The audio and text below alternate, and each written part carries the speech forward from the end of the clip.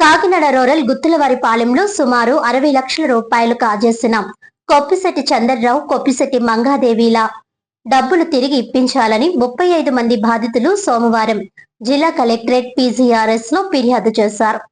ఈ సందర్భంగా బాధితులు మాట్లాడుతూ అత్యవసరమని డబ్బులు ఇస్తానని గ్రామంలో ఒకరికి తెలియకుండా మరొకరు దగ్గర నుండి లక్షలాది రూపాయలు తీసుకొని 6 సంవత్సరాలు బట్టి ఇవ్వకుండా ఇబ్బందులు గురి చేస్తుందని తెలియజేశారు. డబ్బులు అడిగితే కొప్పిశెట్టి మంగాదేవి, అతని కుమారులు మమ్మల్ని కొట్టడానికి వస్తున్నారని, గత్యంతరం లేని పరిస్థితుల్లో ఈ రోజు కలెక్టర్ కి ఫిర్యాదు చేయడం జరిగిందని, తమకు న్యాయం జరగాలని మీడియా ద్వారా కోరుకుంటున్నామని అన్నారు.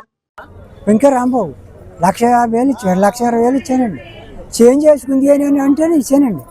ఇచ్చిన తర్వాత నా 3 సంవత్సరాలు పోయిందండి. డబ్బులుగానే వెళ్ళాను. డబ్బులుగానే వెళ్తే డబ్బులు నాకు పైకి నా కొడుకుని అడుగు అనేసి అన్నదండి. ఇదే నా కొడుకుని అడుగుతున్న పని ఏంటి, నువ్వు లోటు రాసే కదా, పెళ్ళి అయిపోయే వరకు ఉన్నా, అప్పుడు నేను డబ్బులు ఇచ్చేస్తానన్నా కదా అనేసి అంటే వీళ్ళందరూ ఉన్నానండి ఆ రోజుని. అప్పుడు నన్ను వెళ్ళి నా కొడుకుని అడుగు, నా సంబంధం లేదు, లోటు అంటే రాసిందని వెళ్ళి ఎవరితో చెప్పుకొని అనేసి అన్నదండి. ఎంతమంది బాధితులు ఉంటారండి? మొత్తం 4 మంది ఉంటారు, 35 మంది ఉన్నారండి మొత్తం. అవి మళ్ళీ అక్కడికి వెళ్ళిన తర్వాత దగ్గరికి వచ్చింది కొట్టడానికి.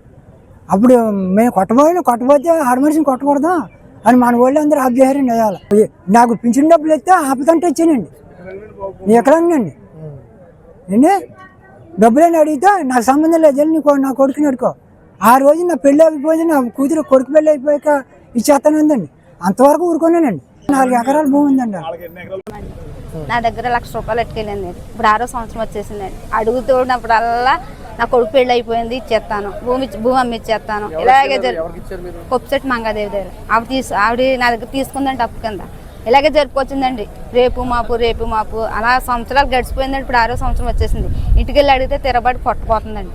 ఆవిడ అలా మాట్లాడుతున్న కొడుకులు మొగుడు మొత్తం తిరగబడుతున్నారండి. తిరగబడితే మేము కలెక్టర్ ఆఫీస్కి వచ్చాము.